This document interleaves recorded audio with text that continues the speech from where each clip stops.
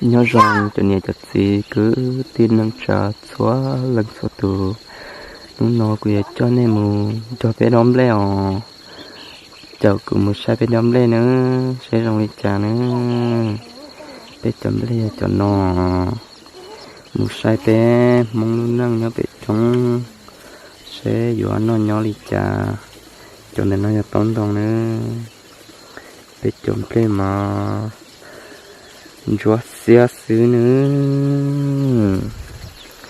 cho nên một sợ cực kỳ nó sẽ gửi ở tông đom về chả nhớ mua cho nó có cho nó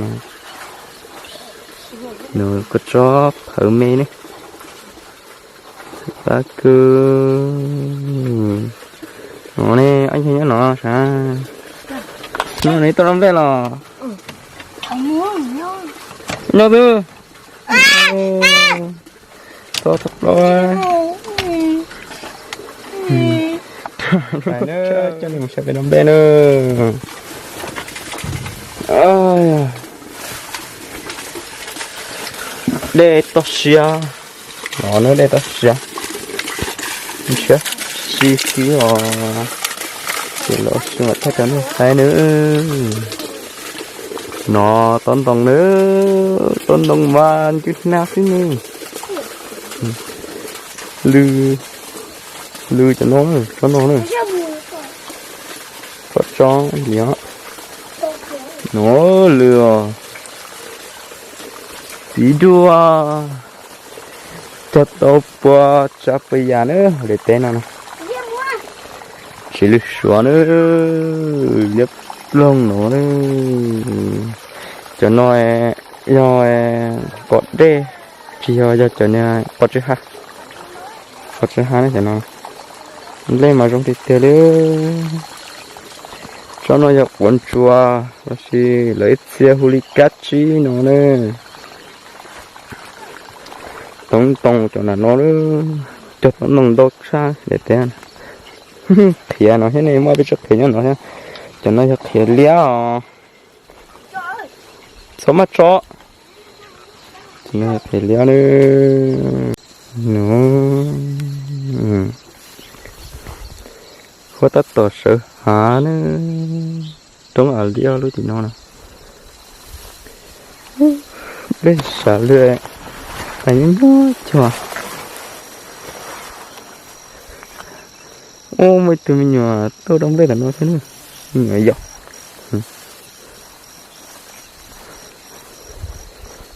phải thay cho cái sai này thay cho cái sai này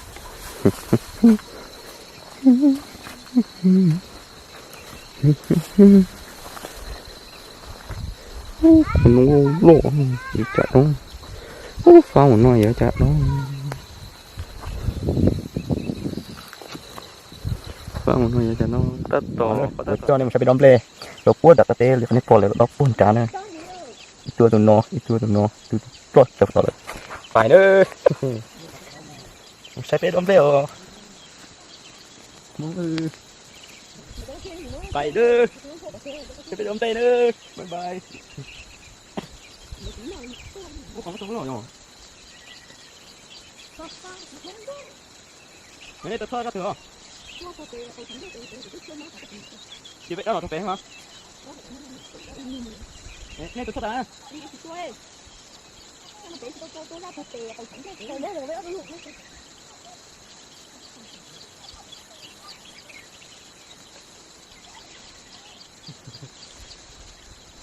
ủa một cái cái toàn theo sắp đua mà cỡ rồi đấy à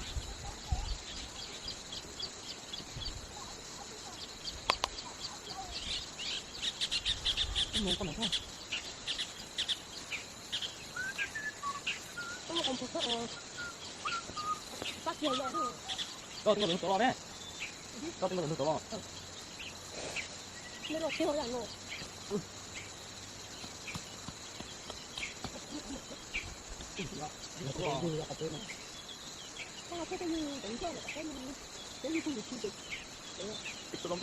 Lấy con trên này vào đó. Rồi, bút bút. Đâu?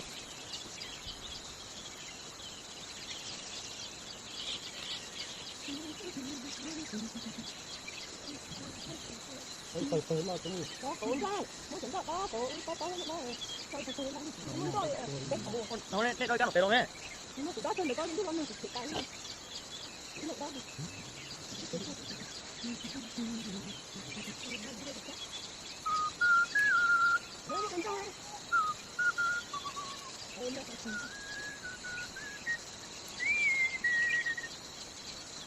thế thì sửa nhưng mà mình rất quá sửa nó có quá nó cho nó sửa đến sửa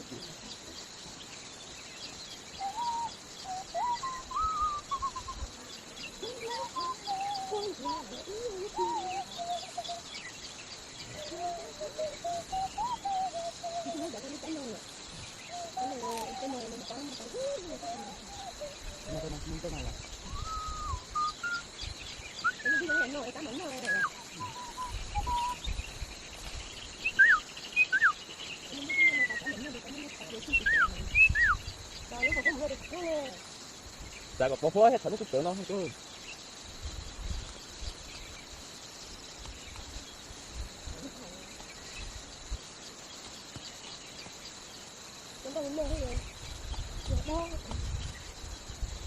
là nó có rồi nó đó có được nó to nhưng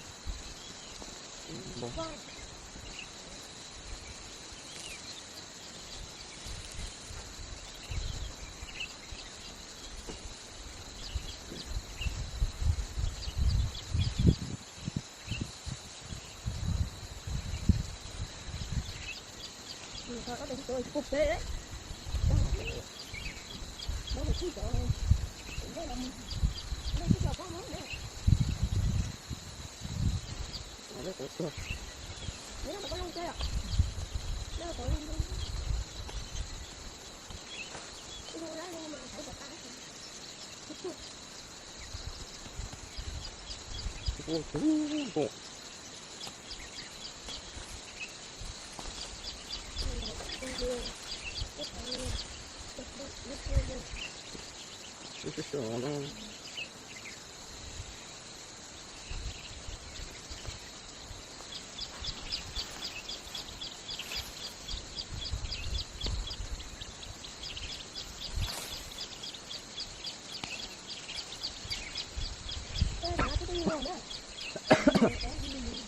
mở không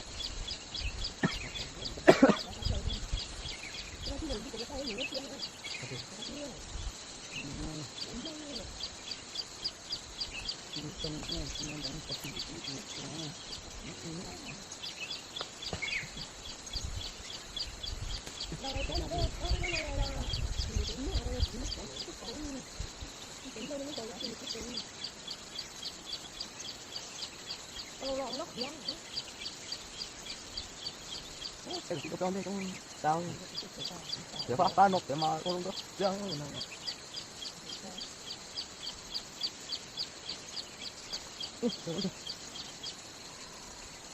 ủa nội thay gì thay của tổ muốn ngay rồi đúng không cái gì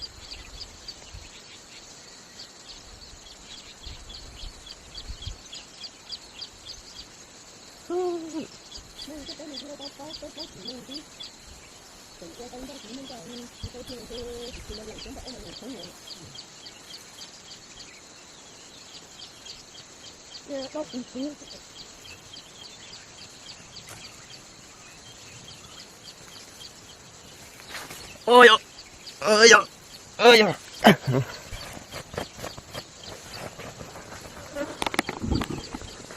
nó nữa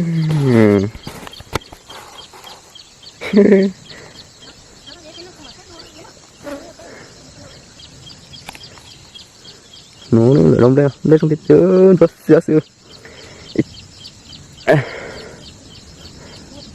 nó mang đóng đây lại là giờ phải nó sủi sủi lo ô sủi lo đây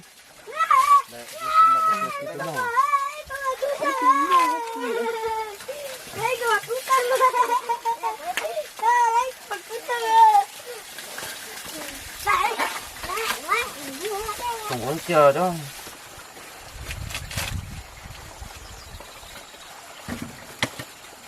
thôi con tay nó thôi mình có chỗ chứ mà không có to là Thôi, là để chị tới hướng đến đây thẻ không? Lại tiền gì hết trời. Ui chú chị ạ. Đấy chị có cây này sao? đi không Chú ơi. Mày không có tiền dẹp đi có dám ngon rồi ạ. nó ra thì nó Anh đùa. Anh em cũng thấy là trong chỗ còn thấy chết trong nước còn anh liền em mua thế lo.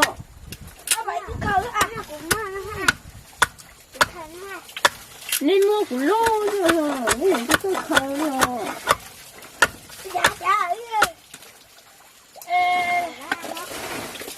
Cái người có không phải ta rồi.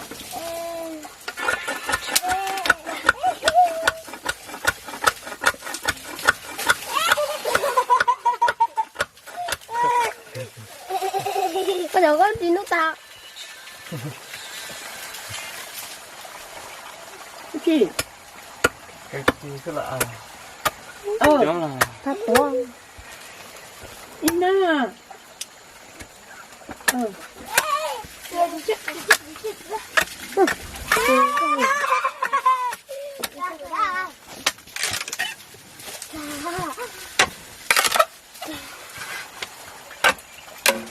Có là không? thôi mà tí nữa đó cái lấy xuống nó này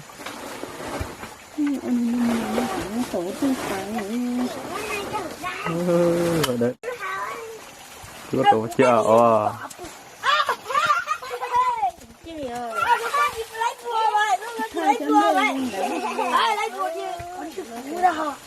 Mày đi nó luôn.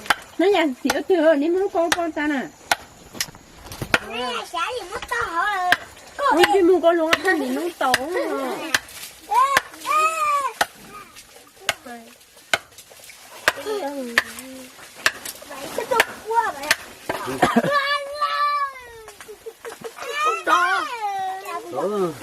thì sao tôi được tin lo Chúng tụi tao nó có hình rồi đó đi hả?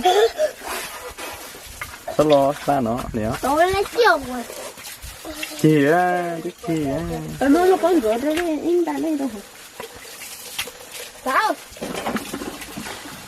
Nếu mà mày khâu từ hả mày?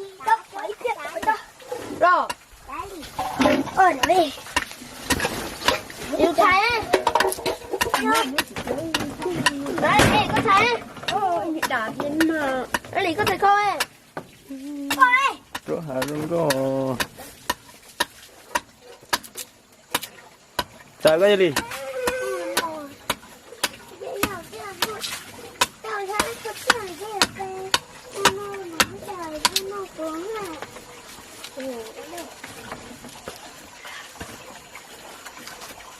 Đấy, gọi đây hả? Lánh luôn.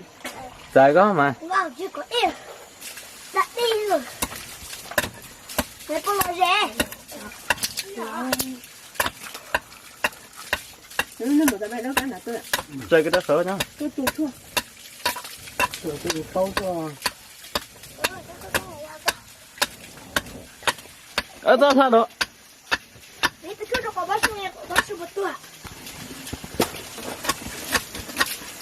người ta cũng chơi to Dia cakap dah kau tak luar. Nó có chỗ này thôi cứ nợ nó nhiều tà rồi. Tại chỉ con nó nhiều tà. đó sẽ dâu được nét bò nó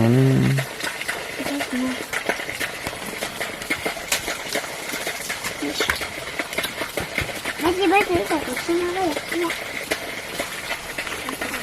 Má trai. Đi lâu chứ đâu. sẽ tay cho là cho lúc có nó không để bò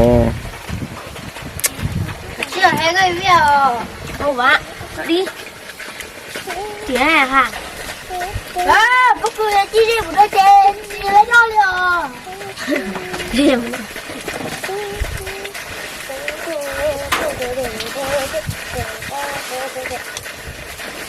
cái mắt chạy đi nhé xà hả rồi bảo yes Phải thế nào? Kì. Bò hả?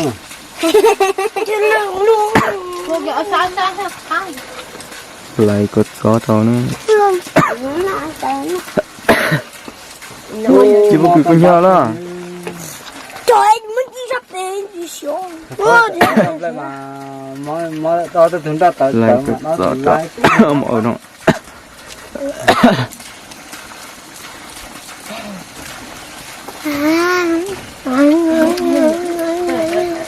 nó đây nè nhỉ nó tàng rồi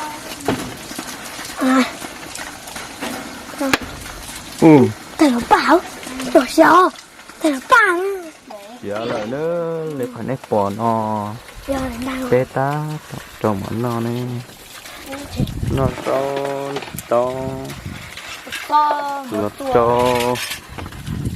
cho thêm mỏ cho cho cái lưỡi nó đi ơi mỏ đi nhau cỡ nào ôi cho nó lại ngon cái nào nhớ đấy tắt toàn từng có tay nó cho bé nó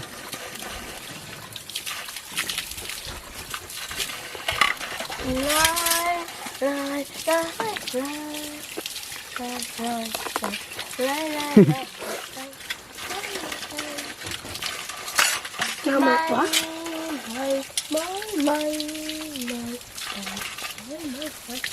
nó chọn cũng như này mà cá chứ cá chứ nào nhớ đâu ba bắt đến cái tua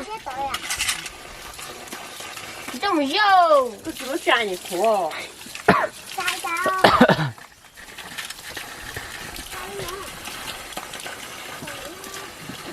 cái lò đi nó nữa lò đầm bò cho cái tao nó ăn quỳnh ăn kỹ đây đầu thế phải cho nó đây thì ăn nó ngầm thì nó lấy nó mỏ thầy mới mang ôi trời anh tên đi có món này rồi ha ý lại đã bị ý lại rồi đấy đó đã lại đã có gì đã luôn ý lại rồi đấy đó người ta này ôi trời lo lo suối nhà nhá suối nhà đi chuột toan lên đi trong hẳn người từ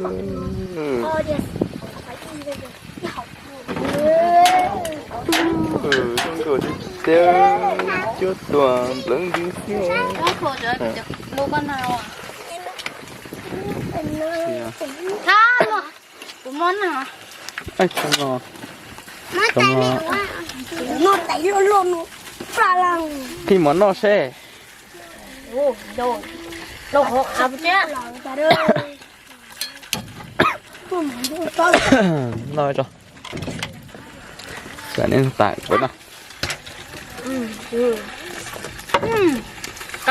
cá có gì đâu không nó ra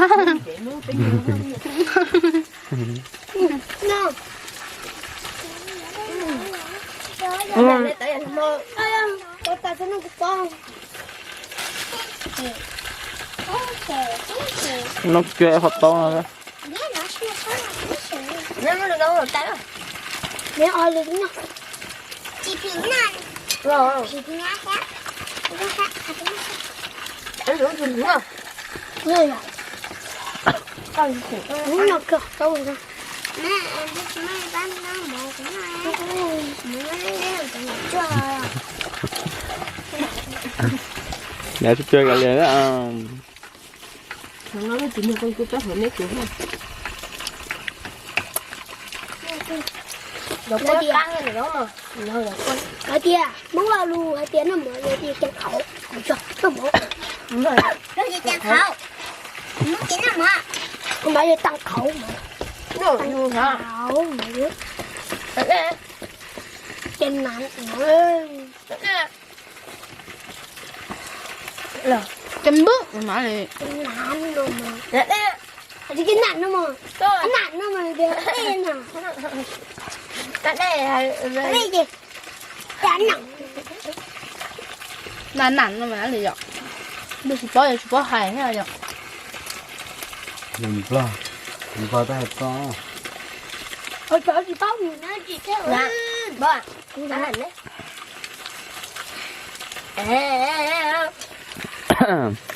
Là cho ra như đi. nó đi Rồi tưởng chơi nó tạm rồi. Ngọc thảo.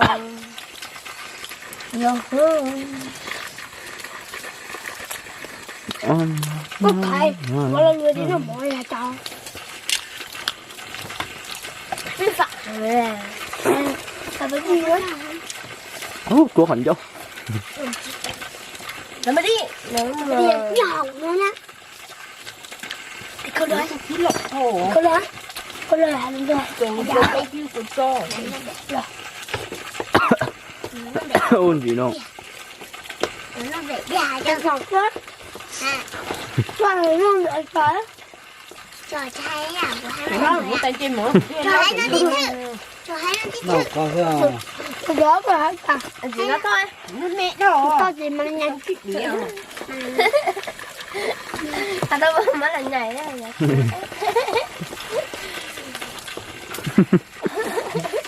Ok. Gắt to. ê cô nói Trò mày nó bị. Nó bị. mày không mẹ mày không mẹ Con gì?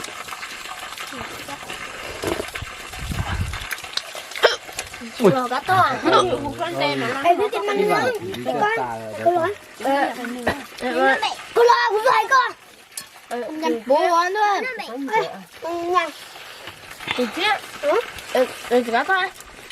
nhắc to nó mà rồi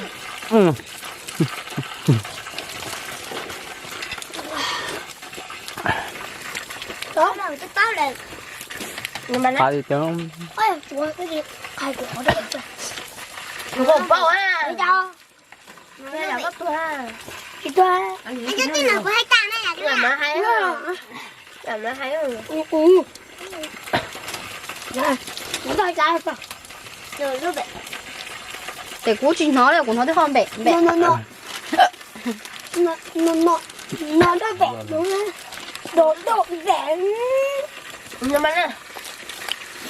sai Nó có là sao? Thôi cái dâm bánh luôn. phải ít nữa mà Vậy in về các bạn xem. đến bắn mà Vài tí tư. Mình bắn rồi cái tên bắn. Cái này đúng nhảy cho nó lú. ở bên đây là sao Ủa phải có hai rồi. Phải cưa phải hái á. hai ôi đi bé xí kì phải ít nữa Ui, nó phải rồi mà. phải xí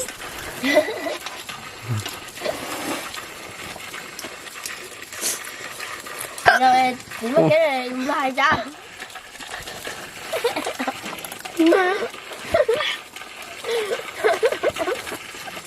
Ăn kia khổ sở không? Hả? chúng ta Rồi. ở chưa Ôi dồi. thì ra chưa Mất cái nữa mà. Nó bỏ đi rồi phải mất cái nữa. Phá mà. Mama. Hello. Mình rồi, mình rồi. Có cá mà. Mình đâu? Chơi. Chơi mà quá. Mà quá.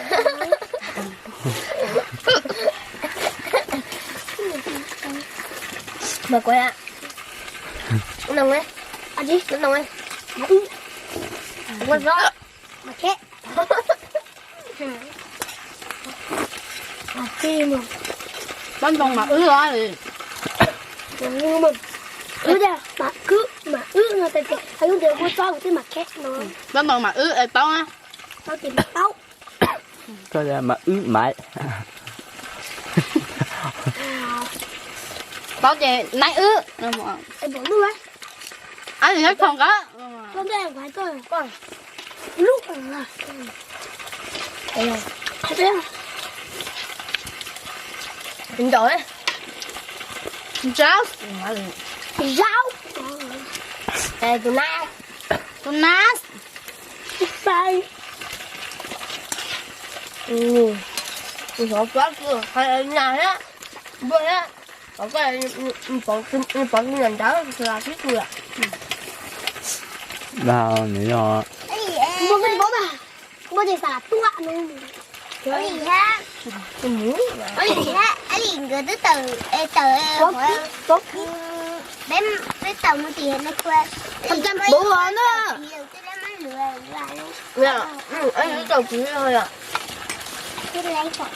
Ê bác kia tôi bắt hai cha. Có nó một cá mà. Đó, dòng. Hai cha. Nhiều con thương chứ mình được trẻ. Con được đâu rồi? Rồi chị chơi mình chơi. Bé là tua bé.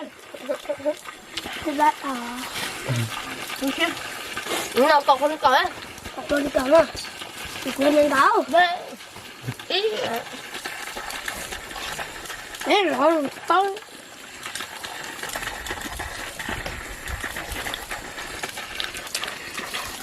Không dùng tao ha. Ui. Rồi đâu rồi còn ra. Tôi là sao rồi. Đừng nói tôi. Ê tụi y ha. Tụi y ha. Tụi y nè. Anh đừng tới đầu thứ. Anh đừng phí. Tụi y. Nha sang. Mọi tử.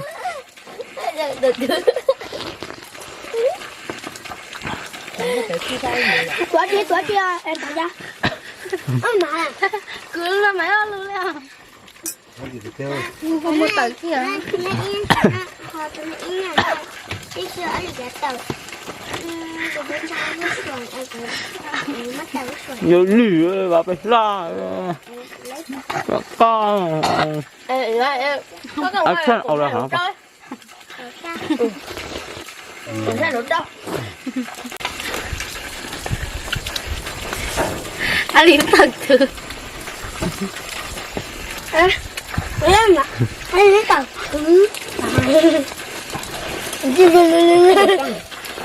Mẹ sao mua? À. Mẹ sao mua? Sao mua? Trời của luôn hàng nào. Vâng. Hai thì hai cô, hai thì chị à. Cô lại xem luôn ạ. Được sao mà? Nó ngon á. Bây giờ không không. Nó có cái này. Khẩu trang một khẩu thôi. Ai tới thứ. Bây giờ ơi. Rồi. Bây giờ ơi. À, bây giờ à. Lớp ơi, ở hai lớp ơi. Chọc. Từ cậu kìa. Chọc mà đi. Chọc đó. Chọc đó. Chọc răng. Thấy cây kia. Có thấy bánh cố à? Thế nó ta chơi nó nữa. Chụp ra thế đó. Nó lông tay à? Thế Thế on thế Thế on thế Bây giờ có đâu có thế hả? Có phải nó lấy hộp phăng trong mà phá thị trường để nói phải chọt chó mấy nào chỉ cho nè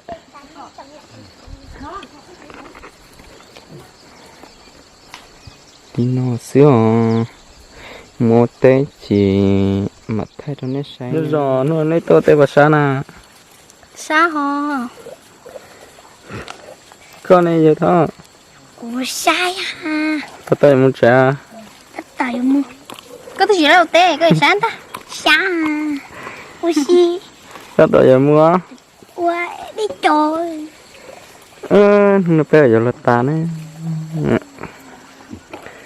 ta kỳ chế bé ta sáng nó một tàn thọ đó có về trong này nó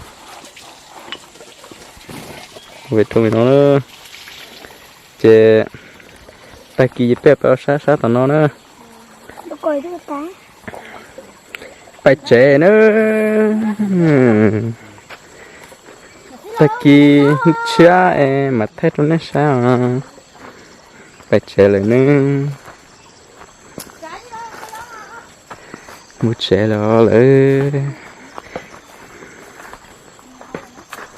một chế lại nữa ta kỳ mà trọ cá có thấy nó sao chế ni pa mu nhẹ lu li liệt ha pa nhẹ tu e ye thia pa sai thế nữa Nói chung là này nói không muốn có hai tết tết nữa. Muốn có hai gì ở tết như thế to nó nữa. Ê to tết to hà nó về bé bố bé có hai lú giò nữa. Là do giò có hai. Thế nào giờ tết này là nó do muốn có hai giò tết chơi kỳ ô bố cứ ôm lê ô khía ô đi ô tàu cho chơi ô nó là sa nó bỏ sa nó yo sa bỏ đỡ ô tôi chỉ tao bỏ tôi sa tao hạt từ vậy sa nó chỉ yo sa đã chơi kỳ hơn có sẽ cơ nó nông mà quan đông tới xin nào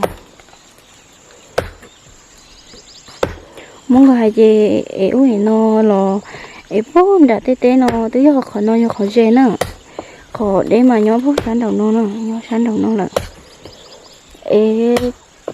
trời tết tơ hạ nó phải bố phải gió nữa cho cũng mà phải sấy bộ bộ không có hay rồi đó nó sấy nữa cũng phải cho bộ bộ nữa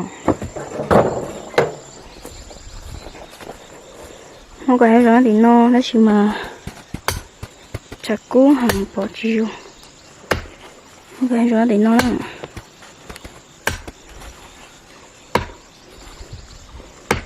chả cú thiệt đấy hàng lợi bỏ chứ nó muốn cái rồi có mấy lép lì tiền nó nè có mấy lép lì tiền nó chỉ lấy tua em cha chỉ lấy tua trời chuột trống nó nên nó thế này dễ to thì tiền á muốn cái chuột té mà dễ to thì tiền